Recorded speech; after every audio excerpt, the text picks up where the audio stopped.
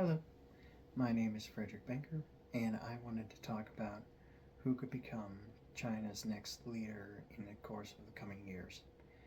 So, I received news on X that instead of Xi Jinping arriving to North Korea for the 80th anniversary of the establishment of the ruling party in the country, it's instead going to be the number two guy in China, the premier, Li, Li Qiang. Qiang also was at the UN summit this year instead of Xi Jinping as well. And this kind of made me question, will Li Qiang become the next leader of China? And so I did a little bit of research on him, and I want to give my output as to what he could look like if he were to become the leader of China. Firstly, Li Qiang is a native of the Zhejiang province, which is next to Shanghai.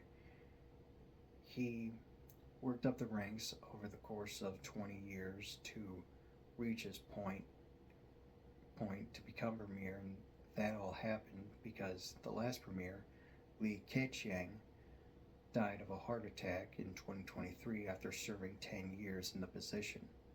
This means that Li Qiang has pretty big shoes to fill, but so far he is doing his work on the economy and the foreign policy that has been going on in China, especially when it comes to bringing back foreign investment into China after the COVID-19 outbreak. One instance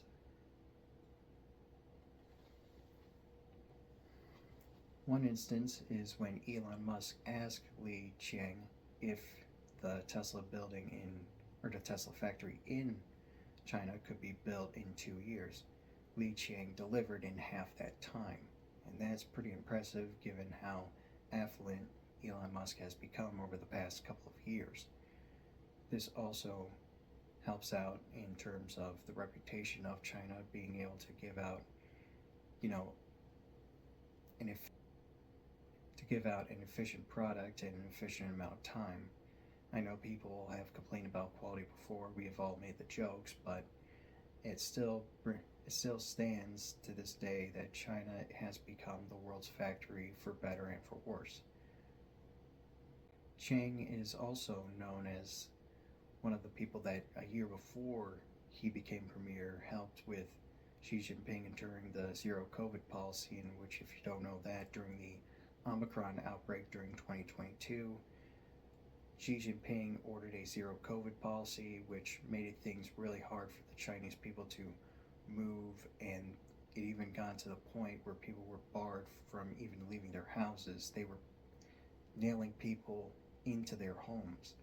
And so people have protested, and this led to people such as Li Qiang to dissuade Xi Jinping to moving forward with that policy any further. However, Li Qiang has also steadfast in his loyalty to Xi Jinping, given that Xi Jinping has also worked on making sure his circle of top guys is nothing but his circle of friends.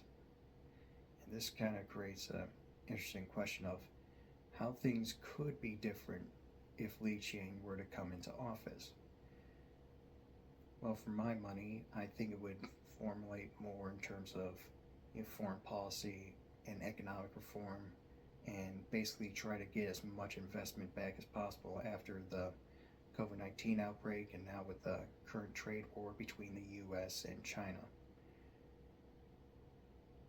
But no matter what happens, I always hope that we can have peace between America and China, and hopefully this urge of reformation in terms of the economy and foreign policy might move China away from aggression in the South China Sea and other parts of the world, and can help the Chinese people to reach a higher level of wealth that they haven't seen before, much as we've seen during the 80s economic boom that hit China pretty well and created a kind of golden era for the People's Republic of China.